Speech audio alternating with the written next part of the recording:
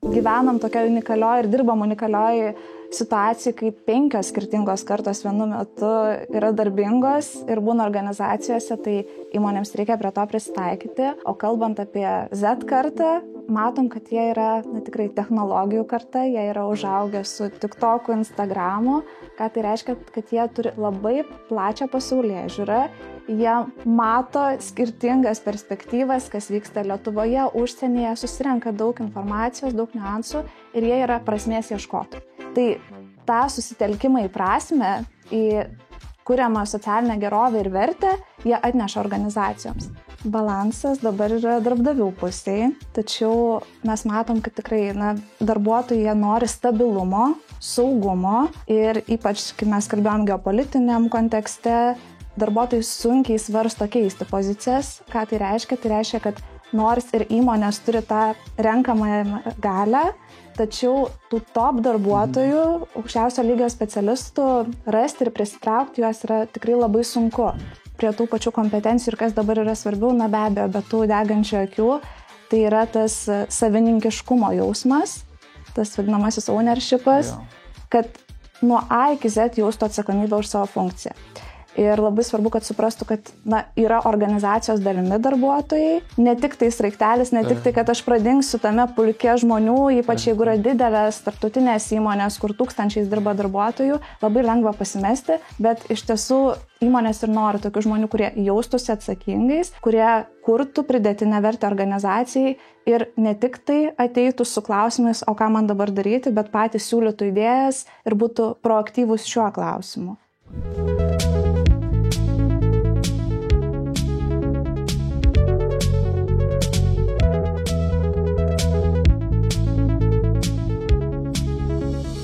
Laidos idėjinis partneris – advokatų profesinė bendrija Prevens.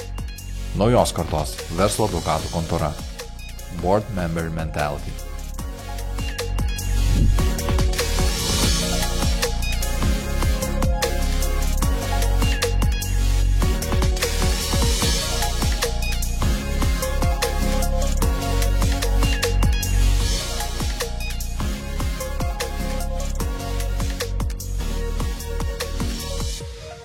Sveiki Prevens podcast'o klausytojai ir žiūrovai. Šiandieną pas mus svečiuose Amston augimo partnerė Birutė Sirgėdaitė. Kviečiu klausyti ir žiūrėti.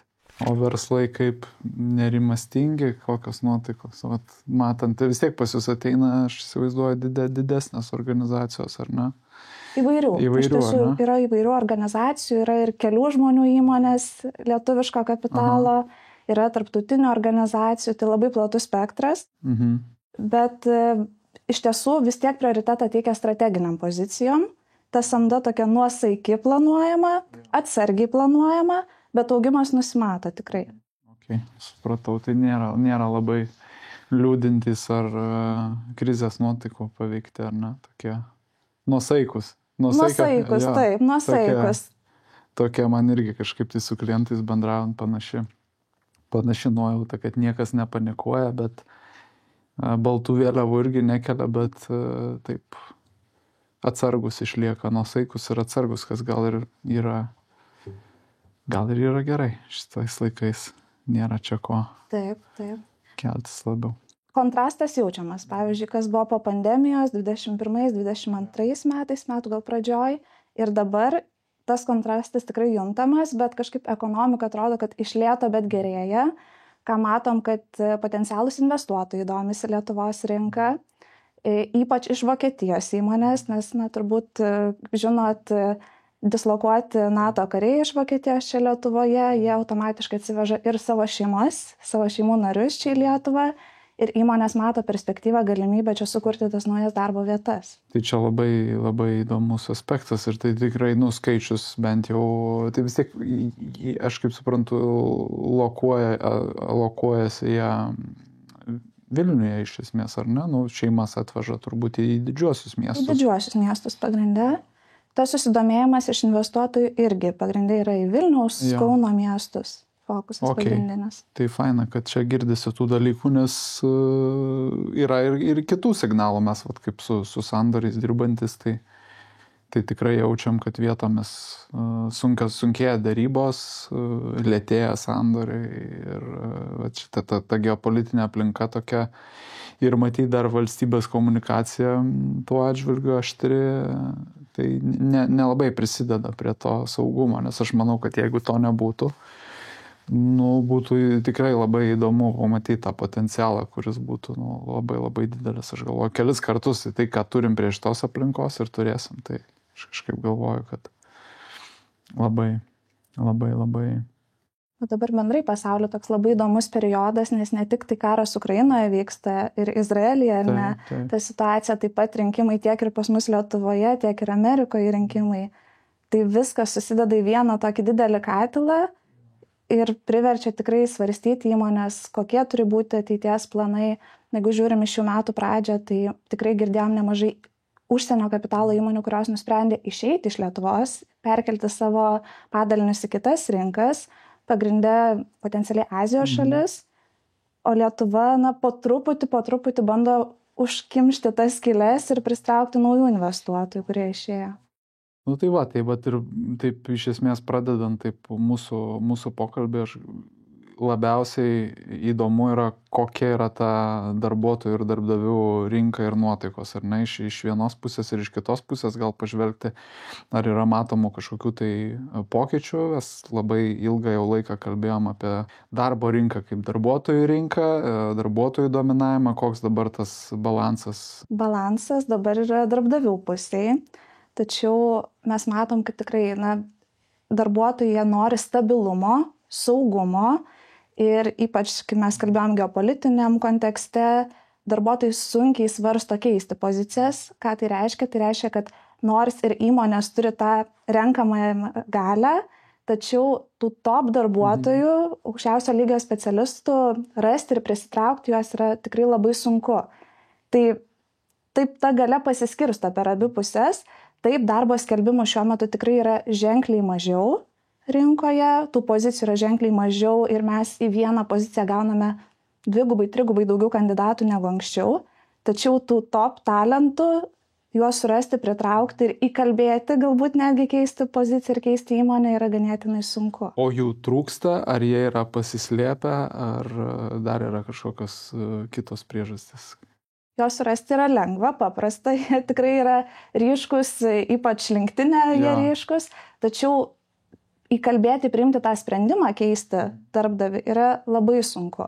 Labai turi nešti tvirtus argumentus, kodėl, kokia bus sukurta nauda, nes ypač jeigu jaučia tą stabilumą dabartiniai įmoniai, yra karjeros augimo galimybių, papildomų motyvuojančių naudų paketas irgi yra konkurencingas, nebėra to stimulo keisti darbovietę.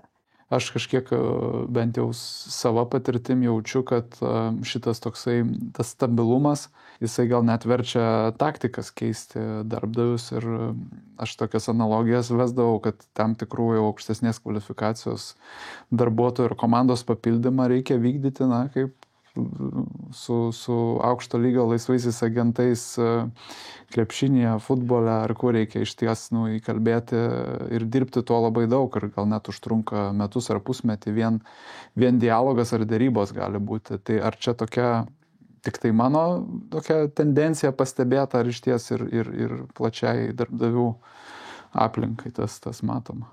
Labai teisingas pastebėjimas, kad atrankos trukmė jinai išaugo 2 ar net 3. Standartas būdavo tarp 30-45 dienų, dabar atranka gali trukti ir 3 mėnesius, gali trukti ir ilgiau, gali ir pusę metų. O kartais, jeigu yra strateginė pozicija, bet nėra skubos, gali ir metus ir 2 ieškoti. Svarbiausia, kad atrastų tinkamą asmenį, kuris galėtų išpildyti įmonės lūkesčius. Arba tada nusprendžia šiek tiek perdėlioti tas pozicijas, arba per tą laikotarpį užsiaugina vidinį darbuotoją. Ar lemia tai, kad mažiau auga verslai dėl šito, sakykime, netokio greito papildymo, galbūt privengia tam tikros plėtros, naujų produktų atidarimo, būtent tai yra kažkoks tai stagnacinis požymis, barjeras? Taip, ir iš tiesų, kaip minėjau, prioritetą teikia strateginiam pozicijom ir fokusas yra į pardavimus, tai verslo plėtrą bendrai, tada yra finansų ir duomenų pozicijas. Viskas, kas yra susijęs su analitika, su pamatuotais sprendimais, su apskaičiuotais sprendimais lygiai taip pat, tos pozicijos yra kertinės ir jas nori pasamdyti greičiausiai, bet aišku, atsirinkti tinkamiausius žmonės, bet ko tikrai nesamdo į pozicijas. Tuo tarpu kitos, kurios jau labiau yra įgyvendinimo pozicijos, jos nėra prioritetinės, todėl gali užtrukti ir, kaip minėjau, metus ar 2 metus. Bet vėlgi grįžtant prie tos išsakytos minties, kad vis tik tai aplikacijų į vieną poziciją skaičius yra nemažas ir didelis, tai ką tai reiškia? Ar aplikuoja žmonės, kurie, buitiškai tariant, netraukia tos pozicijos ar ne? Ir anksčiau galbūt buvo tokia tendencija, kad paauginti ar ne žmogų, matai, kad jis turi tam tikras core kompetencijas ir galbūt su juo galima padirbėti ir užsiauginti. Tai ar įmonės to vengia, ar gal skirtis tarp, kaip pasakyti, kokybės ir lūkesčių darbdavio yra tokia didelė. Tai va čia irgi įdomu, gal kažkaip tai matosi pačios įžvalgos. Yra srautai kandidatų.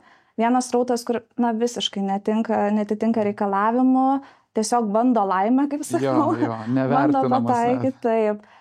Kitas momentas yra galbūt, kur tikrai kompetencijos, ne visiškai siekia tą poziciją ir yra labai mažuma, kur atitinka tikrai kriterijus, bet pavyzdžiui, praeina darbo pokalbis ir mes tikrinam ne tik tai tas techninės kompetencijas, bet ir minkštasias kompetencijas ir manom, kad nėra to sutapimo su organizacinė kultūra ir atkrenta tada tokie kandidatai ir ieškomas tas tobulas ar ne kandidatas, kaip galima sakyti, kur yra apjungta tiek ir minkštosios kompetencijos, tiek ir techninės kompetencijos.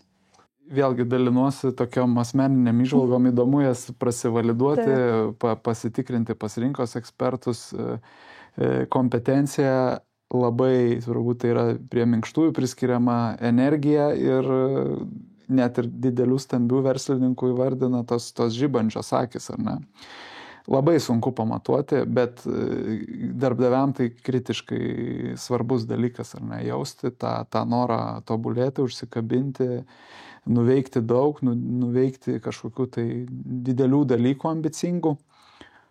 Per eilę metų jausmas toks, kad tai šiek tiek tampa nykstanti rūšis, ar ne, šitą savybę turinčių žmonių kategorija, kiek jum atrodo, to reikalauja darbdaviai arba prašo atrinkti tokius žmonės, ar ne, atrasti juos ir dėl to aš ir sakau, kad kartais pakakdavo to pabandymo laimės ir begalinė energija ir noro kompensuoti kompetencijos trūkumą ir gauti šansą tam tikrom neblogom pozicijom. Tai ar mes turim mažiau tokių kandidatų? Yra norinčių, bet vėlgi, kaip sakau, jeigu jie nepasiekia to lygio kompetencijų, kokio reikėtų, jie tiesiog netitinka kriterijų ir kartais, ypač dabartiniai rinkoje, tos žibančios akys neatstoja tų techninių kompetencijų trūkumo. Ir kiek kalbu su klientais, girdžiu ir tokių situacijų, kad sako, labai smagu, tikrai tam tikras pozicijas reikia žibančių akių, bet jeigu prisamdysim pilną darbuotojų žibančiom akim, visi norės lipti karjeros laiptais, siekti aukštumų, tapti vadovais, kas tada atliks tas pagrindinės funkcijas. Visi bus vadovai, o kas bus tie darbuotojai, kurie atliks užduotis. Jo, bet aš galvoju, kad ir tiem darbuotojams reikia ta pati savybė turbūt irgi aktuali, kad turėti, žinoma, organizacijoje ir atitinkamą įsitraukimo lygį, prieimą ar ne prie darbo, tai čia tiesiog mes galbūt paliesim ir tam tikrus kartų ar ne niuansus vėlesniai pokalbio stadijoje, tai iš ties, man atrodo, vėlgi vidiniuose pokalbiuose ir su mūsų klientais, kurie turi verslus, turi šitą problemą, kuri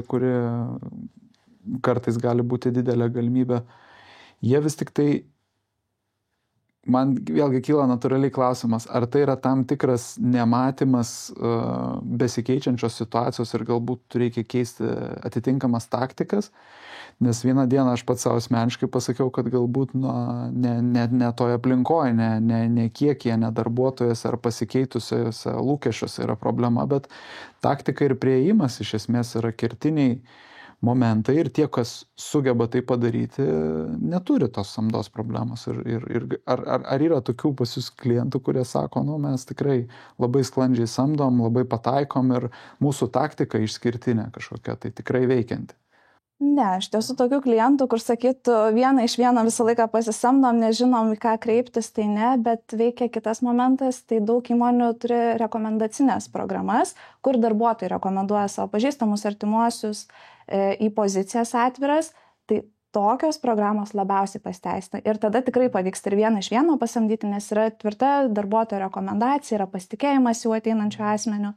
Tai tikrai yra stimulas, noras ir dauguma įmonių dabar netgi finansinių priedų skatina tą rekomendacinę sistemą, skiria vienkartinį priedą, jeigu, pavyzdžiui, rekomenduotas darbuotojas išdirba bandomąjį laikotarpį ir pasilieka įmonėje ilgiau. Tai tai bando atitaikyti, o grįžtant šiek tiek prie tų pačių kompetencijų ir kas dabar yra svarbiau, na be abejo, be tų degančių akių, tai yra tas savininkiškumo jausmas, tas vadinamasis ownershipas, kad nuo A iki Z jaustų atsakomybę už savo funkciją. Ir labai svarbu, kad suprastų, kad yra organizacijos dalimi darbuotojai, ne tik tai sraigtelis, ne tik tai, kad aš pradingsiu tame pulke žmonių, ypač jeigu yra didelės tarptautinės įmonės, kur tūkstančiais dirba darbuotojų, labai lengva pasimesti, bet iš tiesų įmonės ir nori tokių žmonių, kurie jaustųsi atsakingais, kurie kurtų pridėtinę vertę organizacijai ir ne tik tai ateitų su klausimais, o ką man dabar daryti, bet patys siūlytų idėjas ir būtų proaktyvūs šiuo klausimu.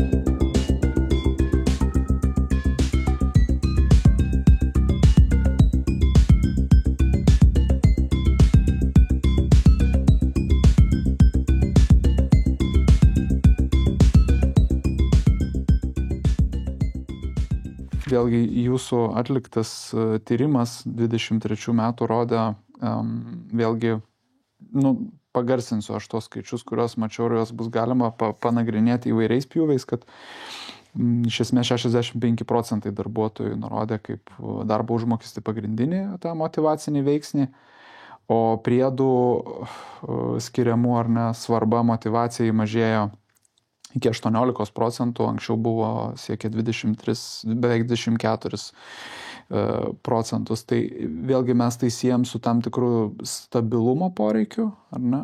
Labai teisingai. Tikrai matom ir kalbinant kandidatus, jie gauna darbo pasiūlymus ir, pavyzdžiui, dalis įmonių nusprendžia dalį atlygio padengti per bonusinę sistemą. Matė tam tikrus KPI'us, tikslus, su potencialu, kad tikrai kiekvieną mėnesį ir kiekvieną ketvirtį pavyks pasiekti tų tikslų, bet tai vis tiek neužtikrina saugumo jausmo ir stabilumo jausmo darbuotojams, todėl jie nori kaip tik įmanoma didesnės stabilios, fiksuotos dalies.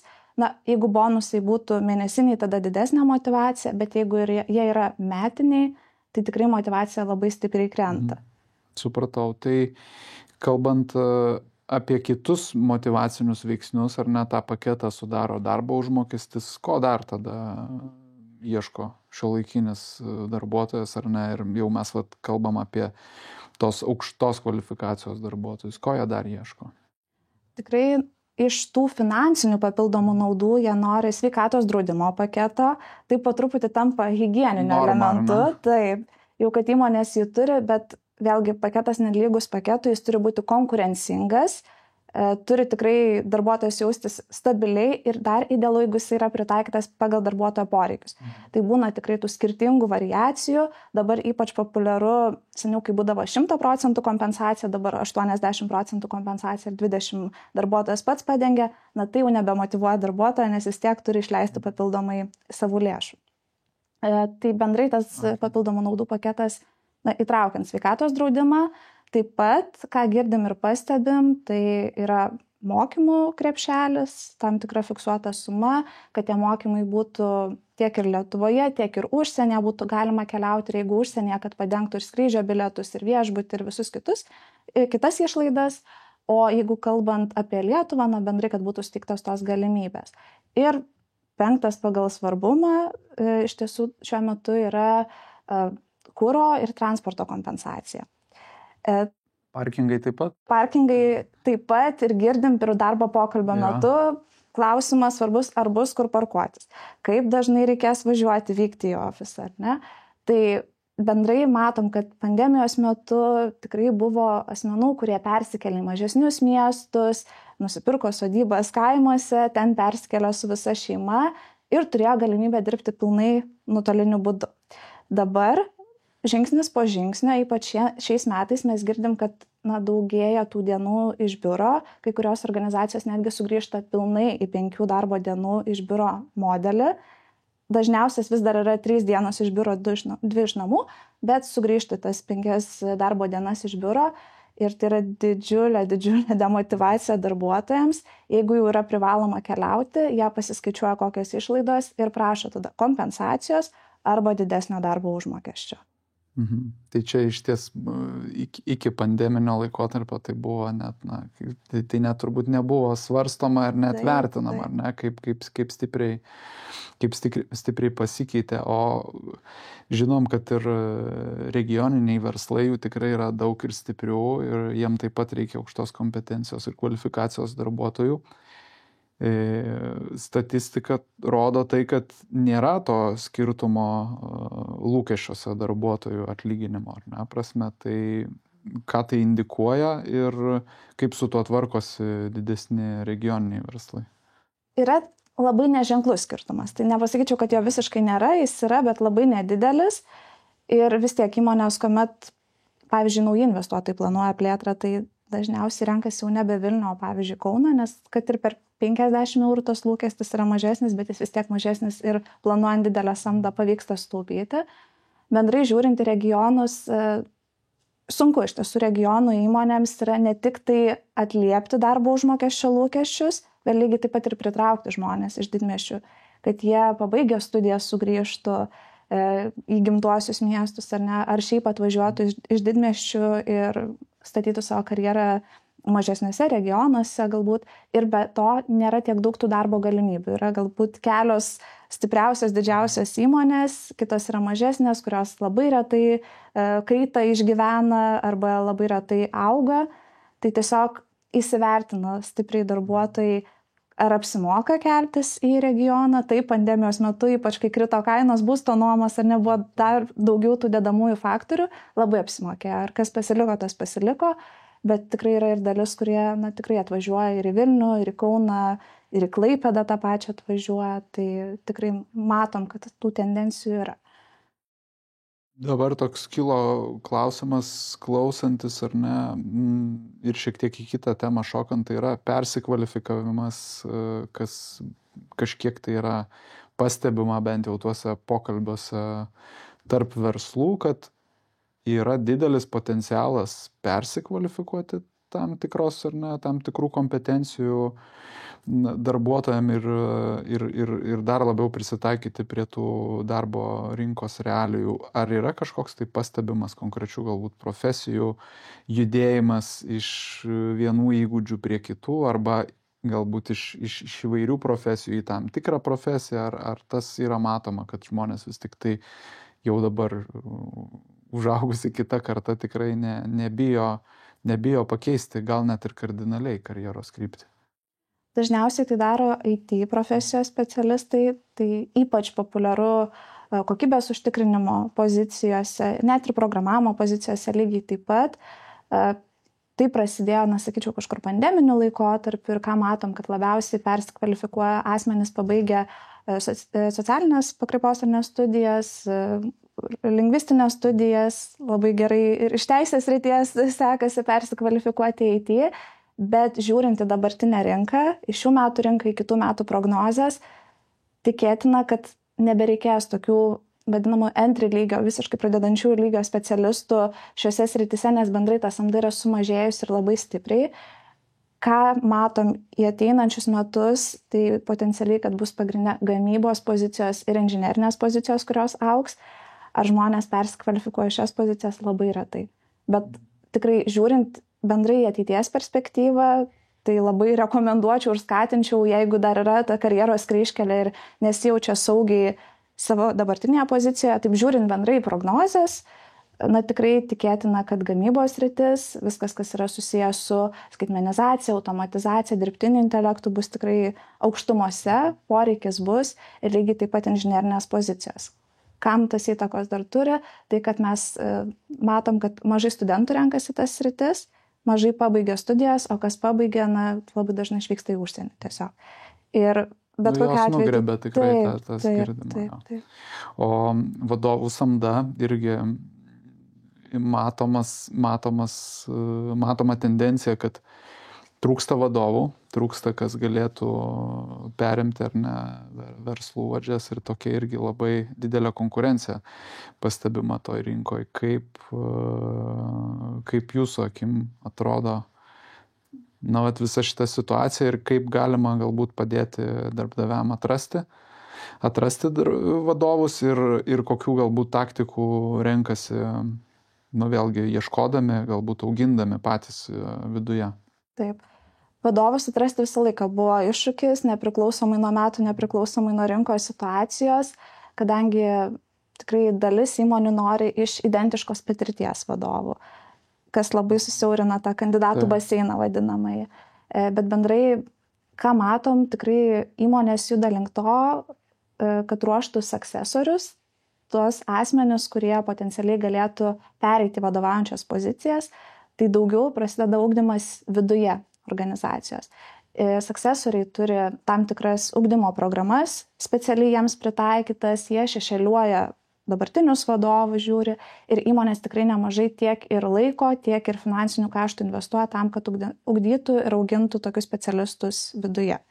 Iš išorės samdyti, nesakau, visą laiką yra iššūkis, bet kartais tai yra ženkliai svariau ir vertingiau organizacijai, nes atsineša tą naująjį know-how iš kitos pusės, iš kito verslo, iš kitos situacijos ir gali tai pritaikyti, nes labai dažnai būna tikrai užsisėdę organizacijai, ta pati ir struktūra ir nebėra to naujo vėjo įkvėpimo iš išorės, nematom, kas vyksta aplinkoje, todėl bando įmonės samdyti tos verslus iš išorės arba kreipiasi konsultacinės tada įmonės. Tai taip atsakant trumpai klausimą, iš tiesų iššūkių yra samdant vadovus, bet fokusas dabar organizacijų yra į vidinį auginimą tokių specialistų ir į specialias ugdymo programas jiems. Bet iš darbuotojų viso pūlo yra daug matoma tokių, kurie gali būti, ar ne, vadovais. Aš tikiu, kad įvairias pozicijas matot ir kartais tikrai labai anksti pasimato tam tikras savybės, net ir aplikuodamas į tam tikrą kol kas žemesnę poziciją, žmogus tikrai turi potencialo tapti vadovu. Kiek pastebit bendrai, ar tų savybių vėlgi turi, ar ne, aplikuojantis bendraja prasme darbuotojai? Mes tikrinam per situacijas, tai tiek ir techninės, tiek ir minkštasias kompetencijas. Dažniausiai naudoja metodologiją STAR, tai yra Situation, Task, Action, Result, kur užduodam potencialias situacijas, kokios galėtų būti. Pavyzdžiui, jeigu ir turėjo vadovavimo patirtį ir neturėjo, sukuriam tokią situaciją ir prašom, kad atreaguotų, pasidalintų, kaip suktųsi iš tos situacijos, ar ne, kokie būtų žingsniai, koks tas veiksmų planas. Ir tokios situacijos, tokie situaciniai klausimai labai labai leidžia suprasti, ar pirmas dalykas, ar turi vadovavimo kompetencijų ir potencialo vadovauti. Kitas dalykas, ar geba valdyti tas situacijas, nes labai dažnai būna didelė motyvacija, noriu būti vadovu, tačiau tų kompetencijų ir lygiai taip pat, galbūt tam tikrų asmeninių savybių užimti vadovaujančią poziciją tiesiog, kandidatas neturi. Tai irgi svarbu iškomunikuoti, suteikti tą grįžtamą ryšį, kad suprastų, kad žinotų, kur reikėtų tobulėti ir tiesiog nepasilikti samdantiem asmenim savo tokios informacijos. Turim plūstančią ir naująją kartą, kaip daug kas, ar ne, taip vadina, bet tiesiog tai natūralus, ar ne, pasikeitimas. Jeigu tai pažiūrėti, kokias stipriasias savybės atneša šitą kartą į rinką ir kaip jinai keičia visą dinamiką, nes mes vis tiek visada turim tam tikrą samdančių darbdavių ir ateinančių darbuotojų kartų tam tikrą skirtumą. Tai įdomu, ką atneša ir ar įvertina darbdaviai ir sugeba suprasti, kaip tą panaudoti. Tai dabar mes iš viso gyvenam tokioj unikalioj ir dirbam unikalioj situacijų, kai 5 skirtingos kartos vienu metu yra darbingos ir būna organizacijose, tai įmonėms reikia prie to prisitaikyti.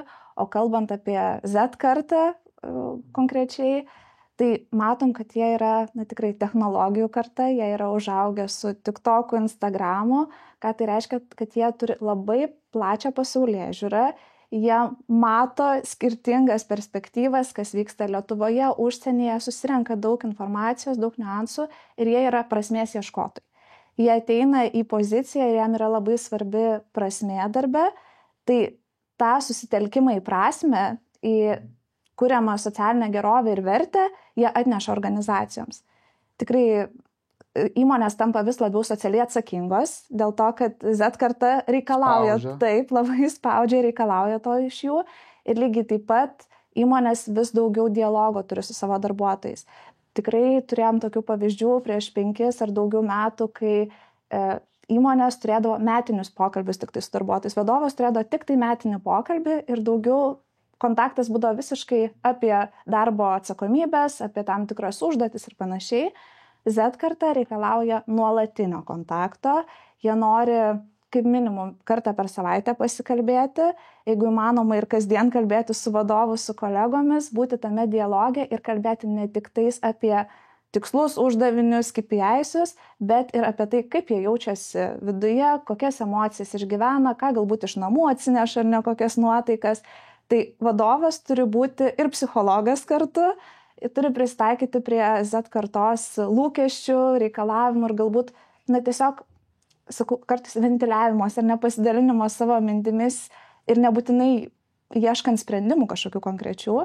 Tai tikrai mokina to ir supratingumo, ir išklausimo, ir to geresnio kontakto, bet kokia tai yra nauda įmonėms, lojalesni tame darbuotojai gali būti, jeigu palaikai kontaktą su darbuotoju, jeigu girdi, kas jį tenkina, kas netenkina, duoda tikrai daug žinių ir informacijos, ar galima išlaikyti tą darbuotoją, galbūt mes galim kažką pakeisti organizacijoje, tai čia tikrai labai sveikintina praktika. Kaip tik įmanoma daugiau kalbėtis ir suprasti. Čia turbūt įvyko vis tiek fundamentalus pokytis nuo tam tikro etapo, kai darbas buvo tam tikras būtinųjų resursų tenkinimas ir dėl ribotos darbo pasiūlos ir visa kita, būdavo tas darbuotojų pokyčiai ir darbo rinkoje būdavo sąlygoti kitų visiškai veiksnių. Dabar turim turbūt tokį pokytį pačiame supratime, kas yra darbas, tai yra nebėra turbūt tik tai funkcija, nebėra tik tai atlyginimas, ar ne, atsiranda tam tikros dedamosios, bet aš galvoju, galbūt tai ne kartų, kaip čia pasakyti, skirtumas, tai galbūt yra, ar pastebima tai, kad ir tom kitom kartom tai patapo galbūt svarbiau, nes, vėlgi, keisti yra galimybė, galima rasti šiltesnės, patogesnės, labiau ventiliuojamas vietas, kaip kalbėjom, ar ne, ar vis tik tai čia yra labiau specifinis tos kartos atsinešamas požymis. Dabar girdim tokius lūkesčius iš įvairių kartų ir įvairių lygių specialistų, bet manau, kad Gen Z karta, net Z karta buvo pradedančioji, kuri įgalino kalbėti ir turėti dialogą apie tai, kad mums yra svarbu kurti prasmę, jausti prasmę organizacijai, bet turim tikrai konkrečių atvejų, kai patyrę specialistai sutinka pereiti į organizaciją už mažesnį darbo užmokestį dėl to, kad labai vertina įmonės kuriamą produktą, teikiamą paslaugą, žino, kad įmonė yra socialiai atsakinga, tiesiog patys naudojasi kuriamą paslaugą ar produktu ir nori sukurti ir savo patogesnį naudojimą ir vartojimą to. Tai tikrai ir ne vienas toks atvejis jau buvo mūsų patirti ir šiemet ir pernai, kai patyrę specialistai, vidutiniosios grandies ir senior specialistai, jie nusprendė tiesiog pakeisti darbo poziciją už mažesnį darbo užmokestį. Bet tuomet turi jaustis bendrai stabiliai jau finansiškai. Ok, jeigu kalbam apie tas tobulintinas vietas arba kur yra nesutapimas ar ne iš darbdavių pusės, ko galbūt jie pasigenda, ar ne, kaip ir visos kartos turim privalumų, turim trūkumų, ta kita dalis, kokia jinai yra, ko galbūt, kaip ir minėjau, pasigenda darbdaviai. Iš Z kartos? Jo. Lojalumo. Lojalumą tikrai pasigenda. Aš kaip suprantu, turbūt tokio tiesiog natūralaus lojalumo be pastangų tiesiog, kad būtų lojalumas. Ar ne, bent jau kažkoks, ar ne? Jo. Ką matau ir girdžiu, pavyzdžiui, iš tūkstantmečio kartos, kad bent 2 metus padirbsi organizacijai, tuomet galėsi svarstyti pokytį. Z karta neturi. Jeigu ypač nėra santykio su kolegomis ir vadovu, nemato prasmės darbe ar organizacijai, jie gali momentaliai priimti sprendimą pakeisti poziciją. Ir ką dabar pastebim, kad ypač Z karta, pavyzdžiui, priima darbo pasiūlymą, pradeda dirbti organizacijai ir po dienos ar savaitės sako, gavau kitą darbo pasiūlymą, išeinu. Nors įmonė jau negaliu atsisakyti. Taip. Finansiškai geresnis pasiūlymas, jo negaliu atsisakyti, todėl judu. Nors įmonė tikrai investavo jau ir įvedimą to darbuotojo, įrankius reikalingus darbui, programas, sistemas, bet tokio prisirišimo ir tokios atsakomybės nejaučia, nes gavo finansiškai geresnį pasiūlymą. Arba tiesiog į tą įmonę labai norėjo nukeliauti. Jo, tai čia būtų tik tai, vėlgi viena savybė, ar ne, tas lojalumo gal trūkumas, bet čia irgi turbūt mes kontekstiškai turim vertintas lojalumas, jį galima sukurti, reikia suprasti turbūt trigerius, iš kur jisai atsiranda, kokios galbūt dar ar ne, tie tokie klešai įvyksta, kur vis tik tai išsiskiria darbuotojas ir darbdavys. Požiūris į darbą irgi išsiskiria, nes Z kartos atstovai yra labiau susitelkę į asmeninę gerovę, vidinę savijautą, į psichinę sveikatą ir jeigu jie tiesiog jaučia kažkokį triggerį vadinamai, jie gali pasimti atostogas, pasimti laisvadienius, neprisijungti prie susitikimo. Tos atsakomybės ir to suvokimo, kad verslas veikia galbūt šiek tiek kitaip ir verslas sukasi apie pajamas, pelną ir kitus aspektus. Jie to nejaučia, jie jaučia, kad yra svarbiausia jų vidinė savijauta, kas irgi yra labai sveikintina, nes tikrai bendraujam ir su partneriais iš užsienio ir ką girdėjom, kokios pagrindinės tendencijos buvo, tai būtent ta psichologinė sveikata, kad jaustųsi tikrai vertinami, girdimi ir be abejo, Z karta yra ta pradedančioji karta, kuri akcentuoja, kad čia yra raudonas mygtukas, kad man yra sunku, kad man skaudu galbūt atlikti tam tikras užduotis, kad aš negaliu persiversti per save atliekant tam tikras užduotis. Tai jie tai vokalizuoja, kai kitų kartų specialistai jie labiau nutyli, padaro per nenoriu, negaliu, Z karta vokalizuoja tokius dalykus. Ir įmonės bando po truputį prisitaikyti prie to, nes artėja dar ir alfos kartos atėjimas į rinką, kur bus dar daugiau iššūkių, dar daugiau sudėtingumų pritraukiant tokius specialistus ir išlaikant, tai įmonės ruošiasi jau po truputį ir tam. Ir kaip jos ruošiasi? Pirmiausia, tai personalizuoja, kaip tik įmanoma daugiau darbų, užduočių, papildomų naudų lygiai taip pat, kaip seniau mes kalbėjom, kaip yra svarbu suvienodinti tiek ir lytims papildomas naudas, tiek ir galbūt kartoms papildomas naudas suvienodinti. Dabar viskas yra labai diferencijuojama ir taikoma pagal skirtingų sričių, kartų specialistų interesus. Lygiai taip pat mes turim labai daug tokių vietų, kur mes galim rasti informaciją. Tai kalbant ir apie socialinius tinklus, naujienų portalus, darbo skelbimų portalus. Tos informacijos yra apstu daug, dabar viskas yra labai paprastinama ir vėl grįžtama į patį tą vadinamą į basicą, tiesiog grįžtama į įmonės karjeros puslapius, ieškant, pavyzdžiui, skelbimų, kaip seniau būdavo galima ir LinkedIn reklamą matyti, ir Instagrame, ir TikTok'e galbūt kažkoks challenge'as, dar iššūkis padarytas, dar kažkaip kitaip bandoma pritraukti, viskas vėl paprastėja, grįžta į karjeros portalus ir tiesiog įmonės jau bando karjeros portalas ieškoti kūrybiškų sprendimų ir būtent taip pritraukti tą dėmesį. Čia manau, kad vėlgi, aš galvoju, vyko tų pokyčių, vėlgi matėm darbo rinkoje tikrai ir vien paimti nepriklausomybės visą vystymosi etapą ir kur esam dabar ir apie ką kalbam, tai man atrodo, labai, labai toli esam nuėję ir čia tuo tikrai reiktų pasidžiaugti. Šiek tiek pagarsinant tas tokias nuotaikas kraštutinės arba tokias, taip kaip pasakyti, brėžiančias ribas ir galbūt kai kurie nebūna tokie lankstus ar ne darbdaviai, net ir klausantis tam tikrų ar ne savybių, tam tikrų aspektų, kurios atneša naujoji karta į rinką.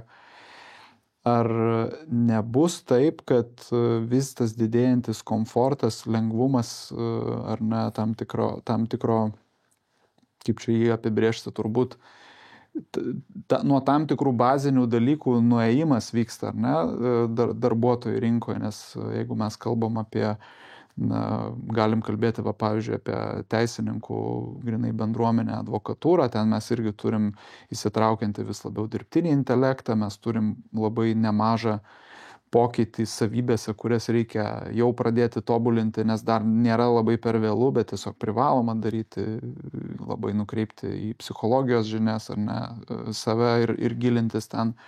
Kūrybiškumas atsiranda kaip labai labai svarbi kompetencija, kurią reikia turėti, tačiau yra tam tikri dėsniai vadinami, ar ne, kurių tu nelabai gali pakeisti. Tai yra, kaip mes kalbėjom, verslai šimtmečiais judėjo tam tikrą linkmę ir turėjo tam tikrus dėsningumus ir tam tikrus dėmesio centrus ir koncentraciją.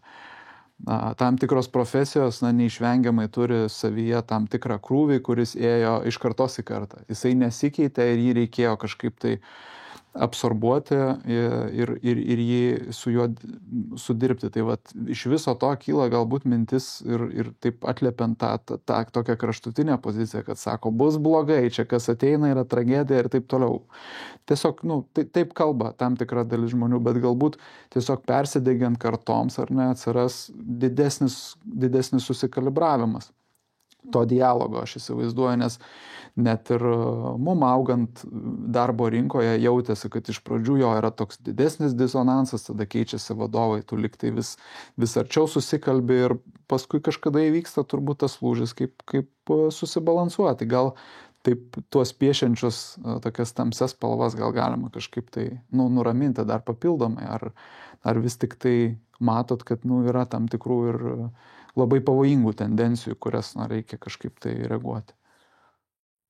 Kaip ir minėjau, svarbiausia įmonėms yra gebėti prisitaikyti ir personalizuoti, galbūt ir tam tikras funkcijas, užduotis, apie papildomas naudas nebesikartosiu, bet ką girdim bendrai iš rinkos, kad tikrai yra įmonių ir mes turėjom ne vieną pavyzdį, kai ir vyresniosios kartos atstovus bando integruoti ir prisitraukti organizacijas, ypač tarptautinės organizacijos tai daro įvertindamos, kad galbūt bus tam tikras atotrūkis, pavyzdžiui, dėl kalbinių iššūkių ar technologinių iššūkių, irgi gali tokių būti dalykų, bet įmonės jau investuoja tai, kad irgi pristrauktų skirtingų kartų atstovus ir kad jų būtų kaip tik įmanoma daugiau ir mes kalbam apie tą diversity inclusion dalį, ar ne, įvairovę ir įtraukti ir įmonės netgi turi tam tikras kvotas išsikėlę, kiek tokių specialistų turi būti. Tai be abejo iššūkių gali būti ir jų bus, bet didžiausias iššūkis bus, jeigu 99% darbuotojų bus vienos kartos ir vienas darbuotojas kitos kartos. Ir tada tas klešas vadinamasis tikrai gali būti juntamas, bet kai bus daugiau 50 ir 50 specialistų, tuomet jie jau turės sudirbti kartu, nes tiesiog natūraliai ta dinamika komandos bus kitokia. Kalbant apie jūsų įmonės procesus ir visą atrankų procesą, kaip visos šitos tendencijos keičia jūsų priėjimą prie darbuotojų atrankos ir gal yra kažkokių tokių pokyčių, kur patys jautėt, kad net prieš keletą metų nedarėt kažko, dabar darot visiškai kitaip. Iš tiesų, bandom visą laiką taikytis ir žiūrėti, kas vyksta rinkoje ir ką matom, kad dabar yra kritiškai svarbus tas kontaktas, tiesioginis kontaktas, nes vis daugiau organizacijų, pavyzdžiui, pirminį kontaktą su kandidatais užmezga dirbtinio intelekto pagalba, būna dirbtinio intelekto sugeneruotos žinutės ir matom, kad į tai žiūri labai neigiamai kandidatai, neskaito, nebežiūri ir tada tiesiog tai priverčia ieškoti kitų būdų, kaip pasiekti tuos kandidatus. Tai tie galbūt tradiciniai senieji būdai, žinutės, nebe taip veikia, bandom pasiekti kaip tik įmanoma daugiau skambučiais, kad būtų tas kontaktas. Ir su dirbtiniu intelektu atsiranda ir kitų iššūkių, pavyzdžiui, pokalbius vedant ar ne. Tai gali būti ir ta skaitmeninė vaizdoskaita arba deepfake angliškai, tai net ir tokių situacijų dirbtinis intelektas gali sukurti žmogų, kuris kalbės su tavimi virtualiai, todėl grįžta vėl gyvi susitikimai su kandidatais, norima pasimatyti gyvai be abejo per nuotolinius pokalbius matom, kad gali ir skaityti tam tikrus atsakymus, arba dirbtinis intelektas sugeneruoti atsakymus, ar ne. Žiūrim ir tokius momentus. Taip pat ir namų darbai, ar ne. Dažnai tikrai atrankų metu įmonės užduoda namų darbų, tam tikras techninės užduotis galbūt, arba bendrai tokias strateginės, situacinės užduotis. Na ir pastebi tiek ir įmonės, tiek ir mes patys savo patirtį, kad atrodo, kad ta užduotis atlikta yra su dirbtiniu intelektu, nes galbūt žmogus taip nedėliotų minčių ir matosi šiek tiek toks labai sausumas, ar ne, toj pačioj užduotį.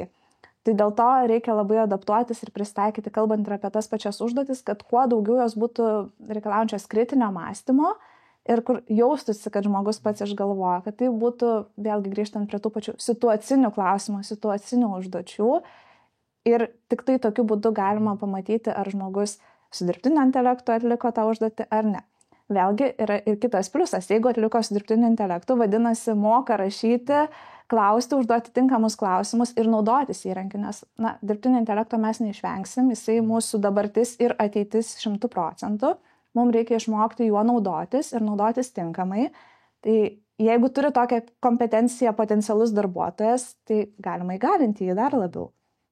O apie tos situacinius klausimus, jeigu galima gal kažkokiais bent jau keliais pavyzdžiais pasidalinti, kuria kryptim, kaip pasakyti, užduodat ar ne tam tikrus klausimus, ar, vėlgi čia jeigu nėra tam tikra komercinė paslaptis, bet tiesiog suprasti galbūt klausytojams ir tam mąstymo kryptį, ar ne, kaip tą darbuotoją vis tik tai atrakinti, suprasti, čia tikra ar čia tik fasadas gražus. Iš tiesų labai sunku pasakyti konkrečius pavyzdžius, nes labai priklauso nuo pozicijos kasdienybės, tai dėl to yra ir mums patiems svarbu suprasti, koks yra tas verslo poreikis, koks yra pozicijos poreikis. Sakykime, vadovo, ieškant vadovo, kas turbūt aktualiausia yra ir klausantiems šitą podcastą. Pavyzdžiui, matome, kad darbuotojas dirba prastai, nepasiekia rezultatų. Kaip bendrausite su tuo darbuotoju, koks bus jūsų priėjimas prie darbuotojo, tokia situacija, kad tiesiog pagalvotų, kaip prieis, kaip pasikalbės, kaip pasiruoš tam pačiam pokalbiui, kokie bus tikslai to pokalbio iškelti, galbūt kokie susitarimai ir kas lems, ar tas darbuotojas toliau tęs savo karjerą organizacijoje, galbūt verta atsisveikinti su darbuotoju. Tai bendrai, kad visą tą kelionę nuo iki Z, nuo pasiruošimo susitikimui iki tam tikrų išsikeltų tikslų tiesiog padėlioti ir paplanuoti. Tai iš esmės per tam tikras materialias, praktinės, visiems turbūt žinomas chrestomatinės situacijas pereinat, ar ne? Taip. Galbūt turit, nežinau, tam tikrus saugiklius arba kokybės standartus ar raudonas linijas, kurias, vėlgi atrankų procese patys sako, turim būti labai atsargus, atidžiai žiūrėti tam, kad, vėlgi užtikrinti pačios paslaugos kokybę, kuo išsiskiriat, jeigu lygintumėte su galbūt ir kitais rinkos žaidėjais, arba tiesiog išskiriat kaip savo kritinės savybės. Taip, jeigu grįžtant prie kritinių savybių, tai tikrai mes labai stengiamės palaikyti tą partnerišką požiūrį ir būti ne tik tai paslaugos tiekėjais, bet ir verslo partneriais. Tai mes kalbame galbūt, ateina klientas su poreikiu, mes girdime tą poreikį, bet suprantam ir verslo specifiką kliento ir sakom, galbūt jums ne tokios pozicijos reikia, jums reikia šiek tiek kitokios. Ateina, pavyzdžiui, su vadovo poreikiu, nors iš tiesų reikia, pardavimų vadovo, o iš tiesų reikia key account managerio. Nes tos funkcijos, tos užduotis bus visiškai kitokios. Yra skirtumas. Taip. Ir taip galbūt lūkestis arba, pavyzdžiui, išeina žmogus iš pozicijos ir tada sakom, nori pakeisti, bet tada, kai mes paklausim, tai kokia yra problematika, tiek galbūt įmonės, tiek pozicijos, su kuo tek susidurt, tada pasiūlom kažkokių kitų sprendimo būdų ir galbūt visiškai kitokios pareigybės dar labiau reikėtų šitoj vietoj. Tai tikrai partneriškų požiūrių išsiskiriam ir visą laiką dalinamės rinkos įžvalgomis, nuolat sekam tendencijas. Tai vienas iš jūsų jau minėtų motyvuojančių veiksnių tyrimas, mes atliekam kiekvienais metais. Taip pat atliekam ir darbdavio įvaizdžio tendencijų pristatymą, nes patys aktyviai įsitraukiam ir dalyvaujam įvairiose veiklose, esam tarptautinės darbdavio įvaizdžio asociacijos nariais ir taip pat renkamės tą pačią informaciją iš rinkos ir lygiai taip pat ir konsultuojam klientus darbdavio įvaizdžio klausimus. Tai va darbdavio įvaizdis čia irgi palėtėm labai toks įdomus kampas, kiek jau skiria tam dėmesio ir vėlgi galbūt kažkokias klaidas daro, kurias galėtų labai lengvai ištaisyti tie darbdaviai. Aš šventai tikiu, kad darbdavio įvaizdis yra pati geriausia investicija įmonėms, pirmiausia, ir su visais klientais, su kuo aš tik tai susitinku. Pirmiausia, mes ir kalbam apie darbdavio įvaizdą, nes tai yra tinkamiausias ir geriausias būdas tiek ir pritraukti naujus potencialius kandidatus prisijungti prie organizacijos, tiek ir išlaikyti esamus darbuotojus. Ir viskas prasideda nuo geros kandidato kelionės ir patirties. Tai mes turim tokių tikrai situacijų, kai įmonės pasikviečia darbuotoją ir nesuteikia grįžtamo ryšio, pradingsta procese, pažada sugrįžti, bet nesugrįžta, netesi tų pažadų ir tada yra labai neigiama patirtis, kandidatas, tą patirtį savo skleidžia į viešumą, į išorę, parašo prastus komentarus ir prasideda toks sniego gniūžtės efektas. Tai kalbant apie kandidato kelionę, įmonės turi ją užtikrinti kaip tik įmanoma labiau teigiamą, nes turim tikrai tokiu atveju, kai būna kandidatai sugrįžta po, antro karto ar ne, pabando antrą kartą sukandidatuoti organizaciją ir trečią ir ketvirtą, nes nori patobulėti, nori išgirsti grįžtamą ryšį ir nori tapti organizacijos dalimi. Kalbant apie esamus darbuotojus, tai ambasadorystės programos, ar ne, kad būtų darbuotojai ambasadoriai, kurie skleistų žinutę ne tik į išorę, nes turim tokią galbūt požiūrį susiformavusi ir stereotipą, kad darbdavio įvaizdis yra labiau į išorę. Taip, tai komunikacija, koks mes esam darbdavys. Tai taip nėra, darbdavio įvaizdis yra ir koks mes esam darbdavys viduje. Ir yra labai svarbu, kad ta komunikacinė žinutė sutaptų, kokia eina į išorę ir kokia yra viduj. Ir tai yra didžiausias iššūkis.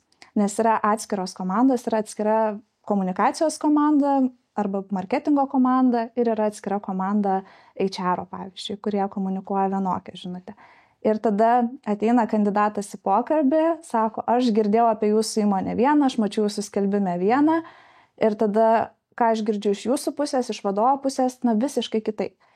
Kokia to pasiekmė, darbuotojas galbūt potencialiai prisijungia prie organizacijos ir išeina per bandomąjį laikotarpį.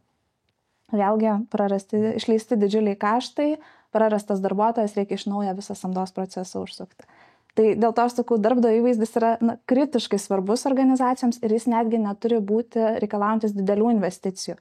Viskas gali prasidėti nuo tiesiog kalbėjimosi su žmonėmis, tai kaip sakau, kandidato tos pačios teigiamos kelionės, arba kitas momentas, tai kalbėti su tais pačiais darbuotojais ir rinkti darbuotojus ambasadorius, kurie galėtų irgi skleisti tą žinutę organizacijos viduje.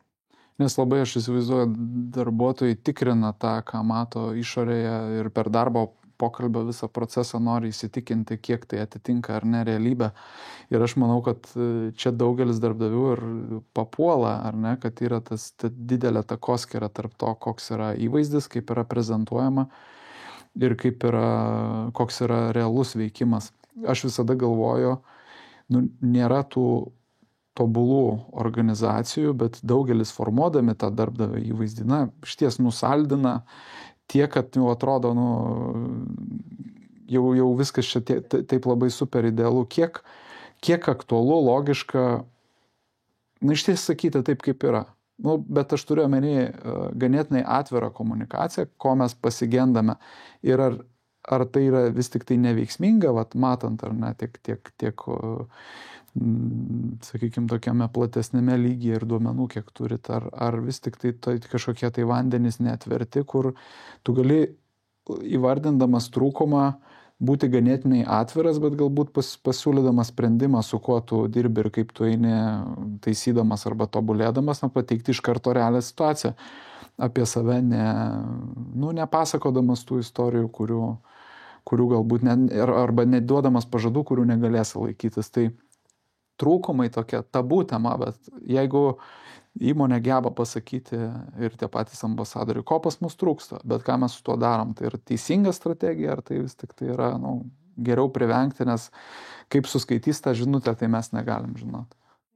Tai iš tiesų yra labai skirtingos pozicijos, nes į atrankos procesą įsitraukia ir personalo specialistai, ir vadovai, ir paskui dar įmonės galbūt vadovas irgi įsitraukia. Ir jie visi turi dažnai skirtingą komunikaciją.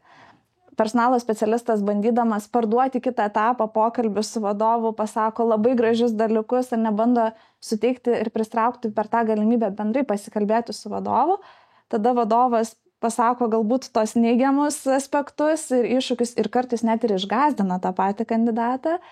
Ir tada įmonės generalinis vadovas arba vadovo vadovas dar kitokią komunikaciją pasirenka. Ką matom iš rinkos ir ką rekomenduojam savo klientams? Komunikuoti atvirai, komunikuoti taip, kaip yra, negąsdinant, bet ir nepašvelninant, bet per tą prizmę, kad jeigu tu prisijungsi prie organizacijos, kokią naudą tu sukursi organizacijai ir kaip tu galėsi padėti spręsti tą situaciją, kuri dabar yra probleminė. Kad iššūkių yra, nemeluosim, bet tavo atėjimas gali sukurti didžiulę naudą ir vertę organizacijai. Tai tikrai yra svarbu išgirsti ir darbuotojui, nes jis supranta, į ką jis ateis ir su kuo jis susidurs. Ir lygiai taip pat jisai supras, kad aš galiu prisidėti, aš galiu padaryti ir gyvendinti pokytį organizacijų, kuris tikrai bus labai svarbus ir labai reikšmingas. Tai dviguba nauda. Tai vat mes ir turbūt, o jeigu kultūriškai žiūrint ir daugelį darbdavių matant, kiek darbdavių iš ties supranta, kad vat čia yra mes tokius giluminius aspektus palėtėm, mes palėtėm kandidato visą ar ne atitinkamą procedūrą, mes palėtėm ir bendrą žinutę sukalibravimą, ar ne, kad iš ties nebūtų tam tikrų skirtingų pozicijų. Kiek to supratimo yra rinkoje, kad tai tik nėra užsakytas gražus klipas apie įmonę ir apie visų laimę, bet mes kalbam apie tokias fundamentales esminės vietas ir kiek dar reikia edukuoti, ar ne? Tai tiesiog bendras pojūtis įdomus, koks yra rinkoje.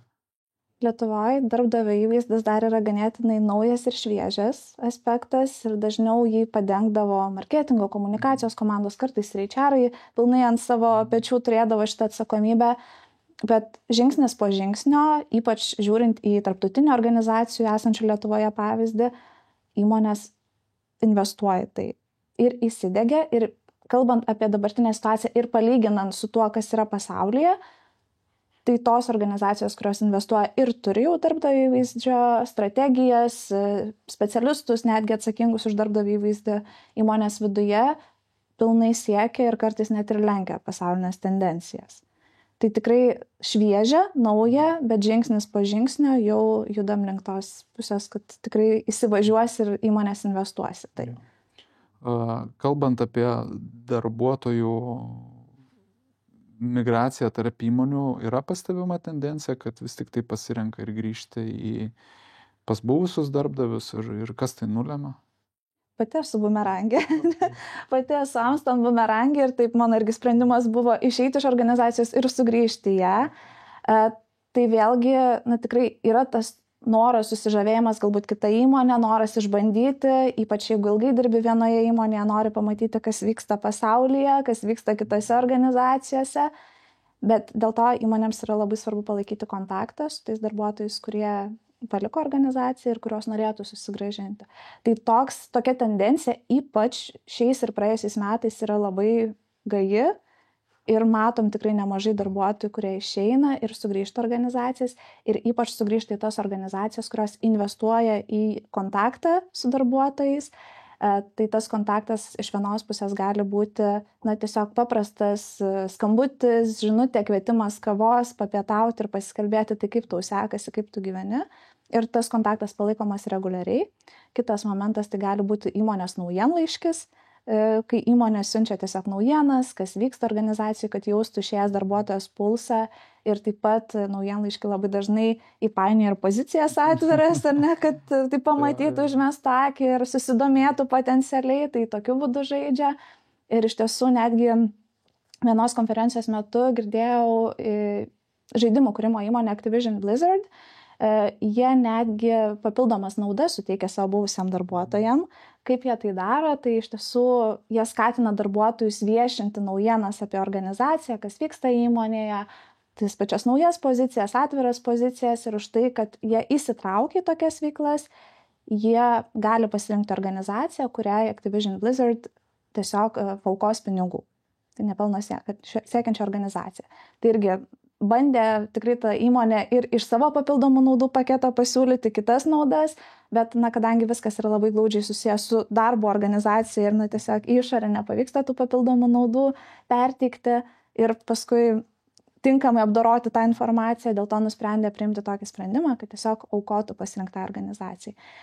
Lietuvoje turime tikrai irgi ir telekomunikacijų, ir finansinių įmonių, kurios turi alumni susitikimus ir kviečia pasikalbėti, susitikti, išgirsti daugiau apie įmonę, palaikyti kontaktą tarpusavyje. Tai tikrai, dažniausiai tai turi didžiosios įmonės, mažesnės įmonės bendrai tą one-on-one principų palaiko kontaktą. Bet kokiu atveju, jeigu tik tai yra noras ir lūkestis asmenių susigrąžinti organizaciją, tai svarbiausia nelaikyti to pykčio vidinio, nes kartais būna pats sunkiausias aspektas perlipti tą pyktį, nesutarimus kažkokius ar įsižeidimą vidinį, kad paliko organizaciją, nes būna tikrai įmonės atstovai, vadovai investuoja labai daug laiko, pastangų, ugdant kolegą ir tada tiesiog būna ganėtinai sunku perlipti per save ir pasakyti, kad visgi man trūksta to asmens. Ir būtų vertinga ir naudinga palaikyti tą kontaktą. Tai tam baigiamajame etape irgi labai daug potencialo slypi, darbo santykių pabaigoje ir post santykių tokiam plėtojame, ką irgi. Čia jau reikia perlipti per save, darbdaviam turbūt suprasti, ar ne, ilgalaikės perspektyvos žaidimą, nes išties ten, kur tokioj mažoj rinkoje, kai operuojam, manau, kad reikia labai atsakingai tą dalyką vertinti ir atitinkamai žiūrėti, nes matom ir pavyzdžių, kur galbūt tos emocijos kartais ir paima viršų, tai paskui tokie padariniai, kuriuos reikia išsilaižyti labai daug laiko ir pakanka turbūt labai mažo šaukštelio deguto, kad slėpti tai reiktų ilgai. Bet labai geras pastebėjimas ir iš tiesų labai svarbu tas išdarbinimo procesas, tas išėjimo exit interviu. Jį iš viso turėti pirmiausia yra labai svarbu ir svarbu užduoti tinkamus klausimus, kad suprastumėm tiek ir poziciją, kodėl priėmė tokį sprendimą. Jeigu jau yra per vėlu ir neįmanoma perkalbėti, ką įmonė galėtų padaryti, kad pasitemtų, patobulėtų, ir tai tokia motyvacija papildoma darbuotojų sugrįžti. Ir bendrai dalis įmonių, kurios, pavyzdžiui, mažina etatus, kreipiasi į atrankų agentūras, pavyzdžiui, mūsų įmonė, ir mes teikiam išdarbinimo paslaugą, kuomet konsultuojam darbuotojus, su kuriais atsisveikina įmonė, padedam šiek tiek pasidėlioti tą patį karjeros kelią, susitvarkyti gyvenimo prašymą ir labai teigiamą tą irgi įspūdį palieka apie darbdavį buvusią. Ir paskui, jeigu darbdavio pasikeistų situacija, tokie asmenys nori sugrįžti vėl į organizaciją, nes žino, kad organizacija rūpinosi jais, kai turėjo, pavyzdžiui, atsisveikinti tiesiog. Šiek tiek jau finalizuojant mūsų pokalbį ir perinant prie tokių galbūt įdomių pačios, vėlgi, patirtyje pasitaikiusių aspektų, tai įdomu išgirsti išskirtinės motyvacinės priemonės, kurias galbūt įmonė taiko ir jos nėra taip plačiai žinomos, matomos, girdimos.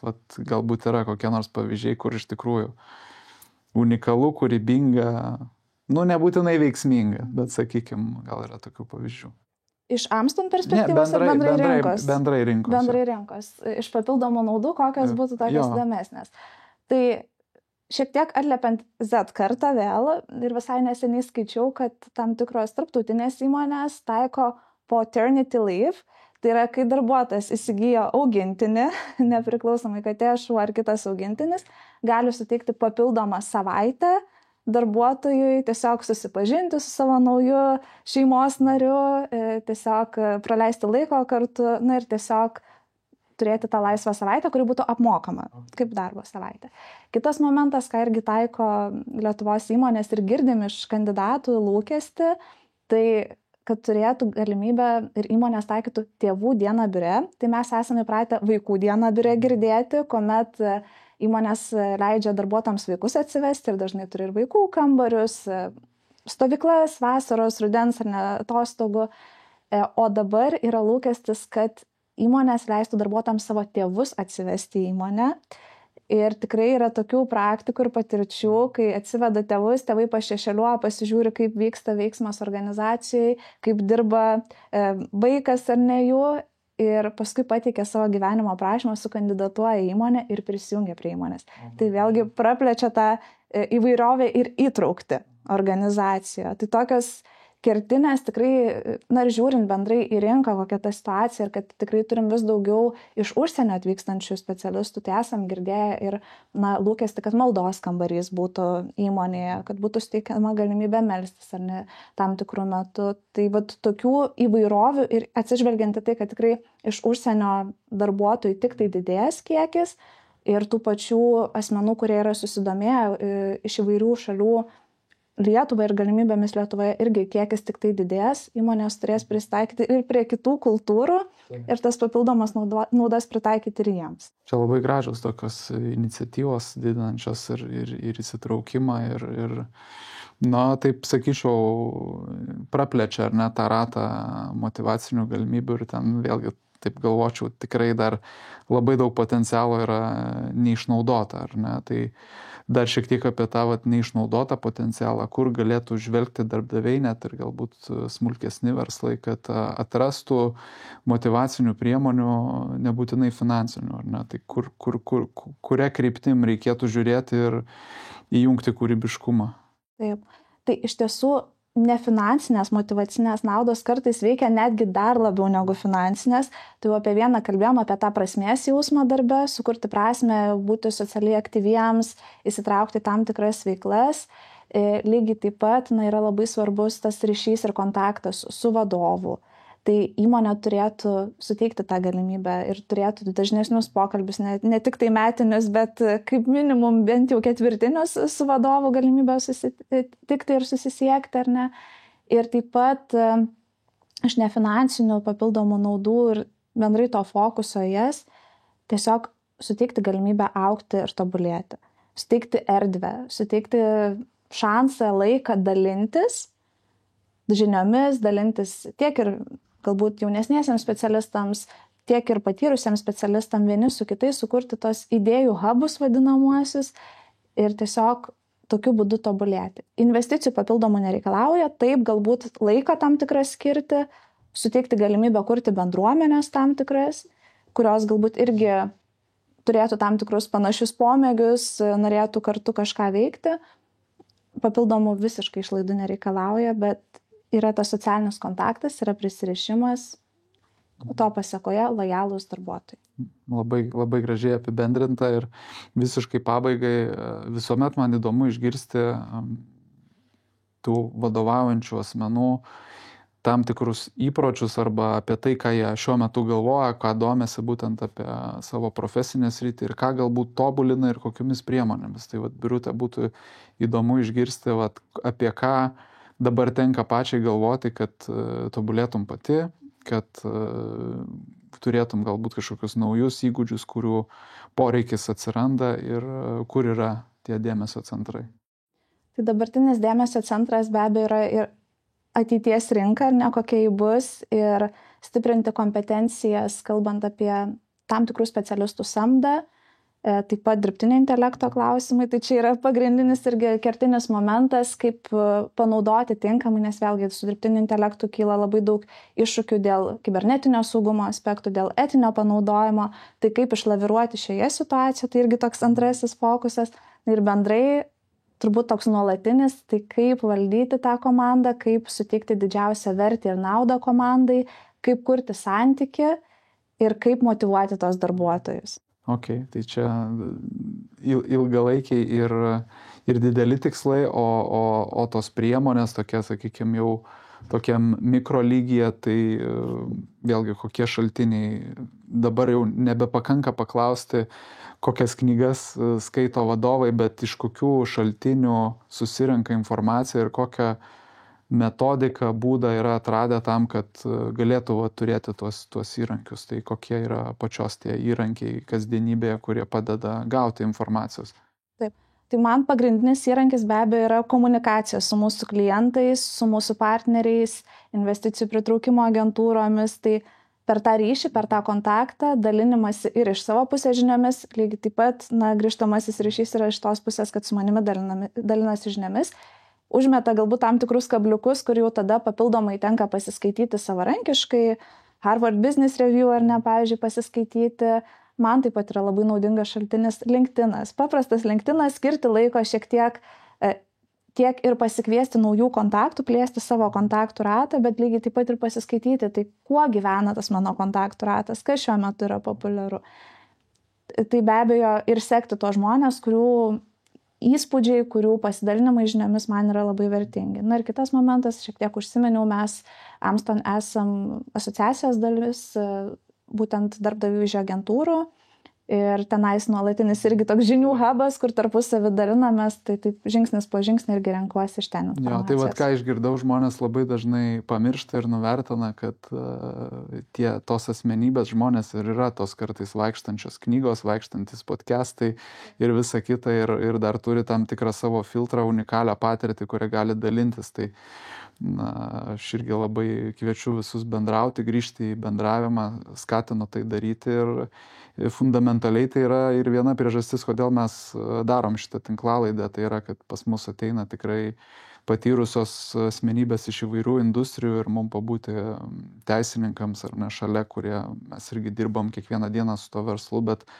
matyti, išgirsti žmogaus, tai yra tam tikras unikalus informacijos šaltinis. Tai šiais laikais yra šiek tiek sumažėjęs tas networkingas, kavos atsigėrimai ir tam tikras žmogiškas bendravimas, tai labai atliepia tą, ką išgirdau.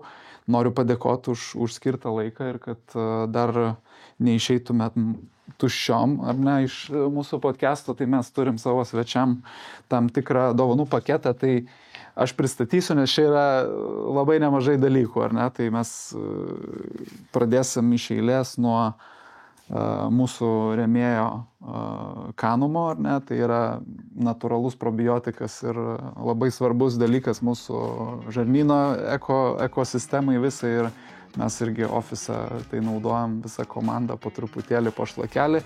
Labai geras įtraukimas komandos, ar ne, tam tikras ritualas, kuris gali tapti ir kolektyvo dalim, tai lietuvių sukurtas produktas, apie jį išgirsim ir mūsų podcast'ą, į kuriai labai daug jau yra nuveikę. Tai čia viena dovanėlė nuo mūsų komandos. Taip pat Sibirą. Jo, taip pat labai svarbus dalykas, kalbant toliau apie žarnyną, tai skaidulos, ar ne, dažnai nemėgstam valgyti daržovių, bet čia turim savo partnerį Fruitberry, kuris su tam tikra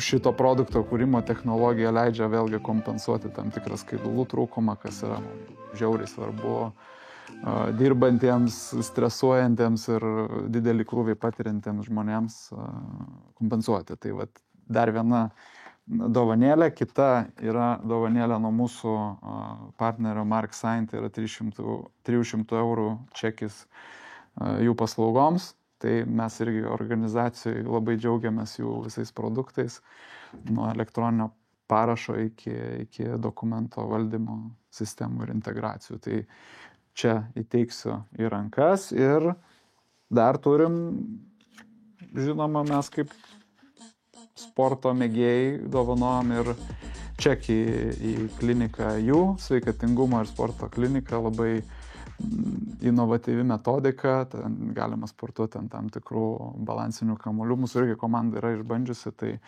labai naujas, fainas konceptas ir dar kartą ačiū, kad skiri laiko. Ačiū labai už dovanas ir ačiū už laiką. Ačiū. Ir mūsų maišelis, aišku, labai gražus, naujas. Sudėsim viską gražiai atgal. Reikės su kolegomis dalintis. Bus ką pasidalinti. Taip, laukia, nekantrauja.